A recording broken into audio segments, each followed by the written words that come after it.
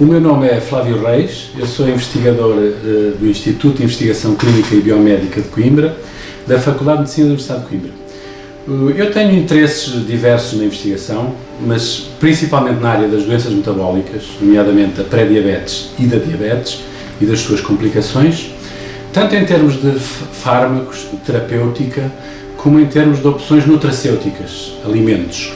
E nos últimos anos, em particular, temos estado mais direcionados para uma área que surgiu em força, diria nas últimas 2 décadas, que é a flora intestinal ou a microbiota intestinal. Então, neste seminário, nesta aula, eu vou falar sobre diabetes, sobre opções nutracêuticas para a diabetes no contexto da microbiota intestinal. Então, começando por o que é a diabetes. A diabetes é uma doença metabólica, é uma doença que tem como característica principal o aumento dos níveis de açúcar, de glicose, conhecido por hiperglicemia ou hiperglicemia, depende das regiões do país, aqui é mais hiperglicemia, e também se caracteriza por a diminuição da secreção ou da sensibilidade à insulina. A insulina é uma hormona secretada pelo pâncreas que desempenha um papel fundamental na regulação dos níveis de glicose. Esta doença tem fatores de risco, tem causas, digamos assim, e tem também consequências graves, consequências cardiovasculares e metabólicas, das quais eu vou falar de forma abreviada. Porquê que a diabetes é uma preocupação? A diabetes é uma preocupação nos dias de hoje, porque nas últimas décadas houve um aumento muito grande da prevalência da doença em todo o mundo, em todas as regiões, mais nas regiões menos desenvolvidas, porque os estilos de vida dessas regiões também estão a modificar-se, menos nas regiões cuja a doença gera um grande problema, mas continua a ser um grande problema. Para terem uma ideia, estima-se que em 2045 haja 700 milhões de pessoas com diabetes em todo o mundo, em comparação com os valores de 2019 de 463 milhões de pessoas. Ou seja, um aumento de cerca de 50% da prevalência da diabetes a nível global, que é de facto uma grande preocupação. Para além disso, outro aspecto muito importante é que esta doença também está a progredir nas faixas etárias mais novas, nas crianças, nos adolescentes, nos jovens adultos, com valores idênticos de aumento de cerca de 50%. Em Portugal, que nos interessa sobremaneira, em Portugal o Observatório Nacional da Diabetes, a entidade que faz o registro dos casos de diabetes, emite um relatório e uma revista que se chama Diabetes, Números e Factos. Os últimos números que conhecemos, que se reportam a 2016, 17 e 18, referem que temos em Portugal valores de prevalência de diabetes a rondar os 14% da nossa população. Mais preocupante ainda é que a isso se somam valores da ordem dos 28% de pessoas com pré-diabetes. Pré-diabetes é uma condição, como o nome indica, que ainda não tem os critérios para ser definida como diabetes, mas já existem valores de glicose acima do normal que a definem como pré-diabetes ou hiperglicemia intermédia. Ou seja, coletivamente falamos de cerca de 42% da nossa população em estado de pré-diabetes ou diabetes, que é de facto um valor muito preocupante. Outra questão importante que podemos colocar é como e porquê chegamos a este ponto. Isso é muito relevante. Primeiro, o aspecto genético. A doença tem uma carga genética que não é muito significativa, mas que pode contribuir. É mais significativa na diabetes tipo 1, que é uma doença eminentemente de características genéticas.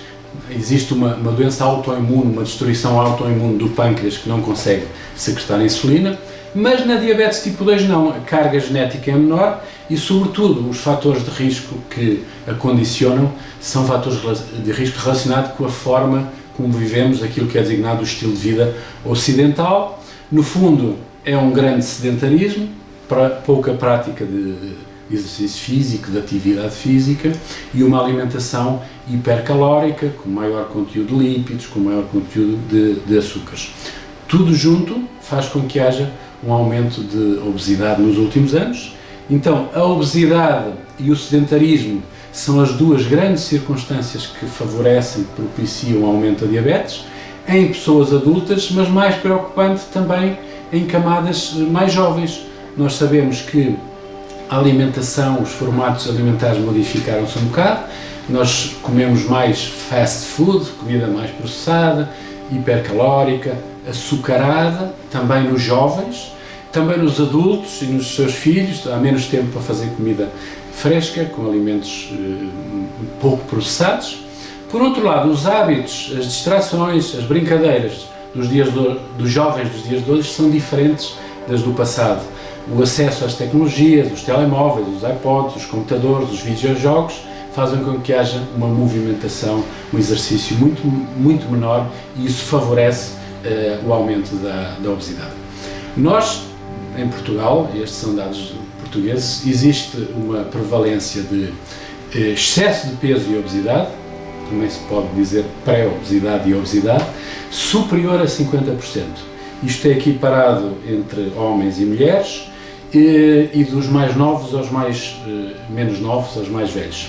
Na idade mais adulta existe uma prevalência de obesidade muito grande, a rondar os 80%, mas também nas camadas mais jovens.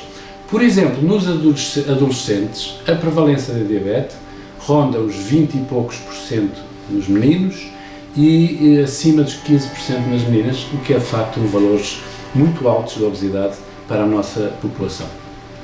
Tudo isto é uma preocupação muito grande, porque o aumento da glicose, ou seja, dos açúcares em circulação, e o aumento da gordura, dos lípidos, ou seja, que nós falamos cientificamente hiperglicemia e hiperlipidemia, são condições que favorecem a toxicidade das células e a toxicidade dos órgãos e tecidos. Os que são principalmente afetados pela diabetes, apesar de todo o nosso corpo sofrer influências negativas destas condicionantes, mas os mais afetados são desde logo o cérebro, os olhos, o coração, os rins, os nervos e os vasos periféricos, que a isto se associam algumas doenças muito preocupantes. E eu vou passar rapidamente as que mais nos preocupam e causam problemas sérios. Se a doença for a doença microvascular, temos 3 condições importantes. Se for nos vasos da retina, estamos a falar de retinopatia diabética, que é a primeira causa de cegueira na população em idade laboral, em idade de trabalhar. Se estivermos a falar de vasos pequeninos, mas nos rins, estamos a falar de nefropatia diabética, que é a primeira causa de doença renal terminal, que é a forma mais avançada de doença renal, que depois as opções terapêuticas são muito sérias, são a transplantação ou são a diálise. Se estivermos a falar dos vasos periféricos e dos nervos periféricos, a doença é a neuropatia diabética periférica, que é a primeira causa de amputação não traumática em todo o mundo. Quando falamos dos grandes vasos, a doença é complicações macrovasculares, e estamos a falar de doença cardiovascular, cuja 75% da população diabética morre de causa cardiovascular e tem um risco muito mais elevado de ter um AVC, por exemplo, do que uma pessoa não diabética. Ora, é fácil de perceber que estas complicações todas causam um desconforto social grande, pessoal, familiar. Frequentemente estas pessoas com estas complicações avançadas não têm capacidade ou têm fortes limitações para o trabalho, têm muitas vezes, algumas têm mortalidade prematura. As pessoas com complicações avançadas de diabetes morrem prematuramente em relação a uma pessoa não diabética. Para além disso, tudo junto causa uma situação socioeconómica muito desgastante para os serviços de saúde, por causa das hospitalizações, dos cuidados médicos, dos cuidados farmacológicos. Como é que esta doença, no fundo, evolui? E aqui vou começar pelo papel da insulina. Como disse atrás, a insulina é secretada pelo pâncreas e controla os níveis de glicose. Em pessoas normais, em pessoas não obesas ou não diabéticas, a insulina tem o papel de transportar a glicose de fora das células, da circulação, para dentro das células. A glicose é uma fonte de energia para as células e as células precisam de energia para desempenhar as suas funções normais. Quem faz esse papel é a insulina. Contudo, em pessoas obesas, em pessoas diabéticas, em pessoas com perturbações do metabolismo, esse papel da insulina não é completado de forma eficiente. E essa deficiência chama-se resistência à insulina. A resistência à insulina faz com que, por exemplo, frequentemente, após uma refeição, os nossos níveis de glicose aumentam e essa glicose dos alimentos tem que ser transportada para dentro das células para fazer o seu papel. A resistência à insulina faz com que a glicose não entre tão eficientemente nas células e se acumule mais em circulação. Ora, em circulação causa a hiperglicemia, que falei atrás, que depois vai ter complicações sérias nos vários tecidos. Esta doença é uma doença multifatorial, tem diversas componentes, mas também é uma doença multiórgão. Para além dos órgãos que eu já falei que sofrem complicações e o pâncreas que segrega a insulina, temos o fígado, o tecido adiposo, o tecido muscular, são os órgãos da resistência à insulina, temos o rim que é responsável por reabsorver a glicose, temos o cérebro que controla a sensação de apetite e de saciedade e temos também o trato gastrointestinal que liberta algumas hormonas importantes para regular a glicose, mas também tem nos dias hoje, nós sabemos disso, outro papel importante para além destas hormonas reguladoras da glicose. E aqui entra uma questão que eu me debrucei nos últimos anos, que é qual é o papel da microbiota intestinal ou da flora intestinal nas doenças metabólicas e na diabetes em particular. Vamos começar pelo início, de forma abreviada. A microbiota intestinal, ou a microflora intestinal, é uma comunidade de micro-organismos que habitam no nosso trato gastrointestinal. Estamos a falar de trilhões de micro-organismos, sobretudo a maior comunidade são as bactérias. Esta comunidade varia ao longo da nossa vida. Desde que estamos na barriga das nossas mães, começamos a ser colonizados por bactérias provenientes da mãe. Mas a grande colonização é, primeiro, durante o nascimento, se nascemos de parte natural ou cesariana, há diferenças na colonização bacteriana. Depois, na amamentação, é a altura principal em que recebemos bactérias do leite, através do leite materno. Depois, no início da comida sólida, por isso é que há as cólicas das crianças por causa desse início da colonização. Depois, durante a nossa vida adulta, as variações são menores. Quando chegamos à parte final da nossa vida, à terceira idade, quando ficamos velhinhos, há outras modificações que alteram a nossa flora intestinal. Estas bactérias, a maior parte delas, desempenham funções muito importantes no nosso organismo e não são simples parasitas que estão a viver à nossa custa. Elas ajudam-nos imenso, elas fazem funções metabólicas que nós não conseguimos fazer sozinhos. Há alguns nutrientes, alimentos que nós precisamos, mas nós não temos maquinaria enzimática para processar esses alimentos. E algumas bactérias fazem isso por nós. Cortam os alimentos aos pedacinhos e nós podemos utilizá-los para transformá-los em energia. Faz isto com vitaminas, faz isto com ácidos gordos de cadeia curta, regula o metabolismo da glicose e dos lípidos e isso ajuda-nos imenso. Por outro lado, tem funções protetoras no nosso organismo. Protege-nos de colonizações de agentes patogénicos, aqueles que causam potencialmente doença, e também protege o nosso sistema imunitário, educa-o, ginastica-o, reforça o sistema imunitário para nós estarmos mais aptos a combater infecções, nomeadamente. Por outro lado, também tem funções estruturais. Por exemplo, controla as propriedades da barreira intestinal. A barreira intestinal é muito importante para controlar quem é que passa para a circulação sanguínea e quem é que deve ser eliminado através das fezes pelo trato gastrointestinal abaixo. E as bactérias ajudam a controlar a permeabilidade da barreira intestinal, isso é muito importante para nós. Nós sabemos que existem bactérias tipicamente boas e nós conhecemos algumas delas, como a bifidobactéria ou a lactobacilo, são bactérias que nós até usamos em compostos alimentares para nos fortalecer, mas também existem outras bactérias tipicamente nefastas, negativas e que estão associadas a infecções e algumas dessas infecções até muito difíceis de debelar. Por exemplo, a Clostridium difficile é uma bactéria que de facto é difícil de combater e às vezes provoca-nos problemas muito sérios.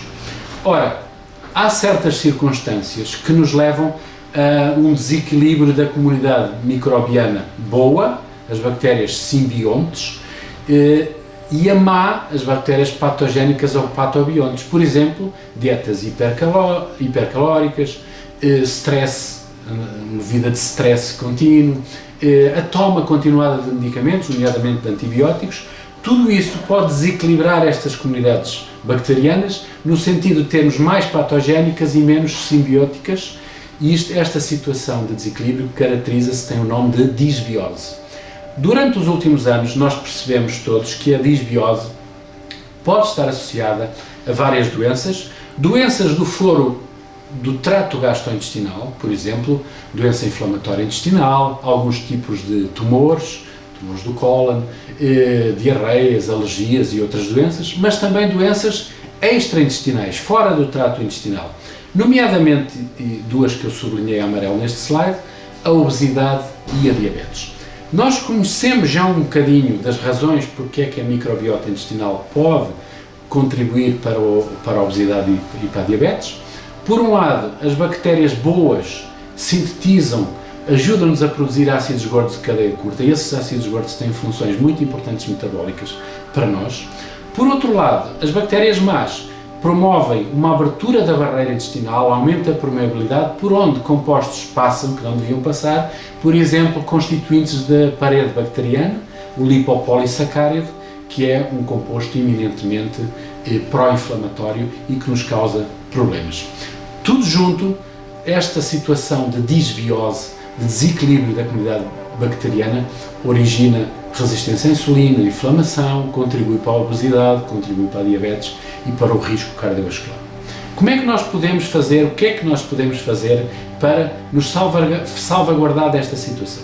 Como eu disse atrás, existe um conjunto de circunstâncias que modulam a microbiota. O nascimento, a amamentação, aspectos genéticos, onde vivemos, a geografia, a toma de medicamentos. Tudo isto é mais difícil de controlar, porque às vezes precisamos mesmo de antibióticos, porque vivemos numa geografia que modula a nossa microbiota, mas há circunstâncias que nós podemos controlar. Duas delas são a prática do exercício físico, modula favoravelmente a nossa microbiota, e o grande modulador da microbiota, que é de facto a alimentação. A nossa alimentação, nós todos os dias comemos, mais do que uma vez, e isso vai modificando a comunidade microbiana. Nós hoje sabemos que dietas ricas em gorduras, dietas hipercalóricas, hiperlipídicas, a toma de medicação, o stress, condições, são tudo condições que favorecem as bactérias patogénicas, promovendo a disbiose.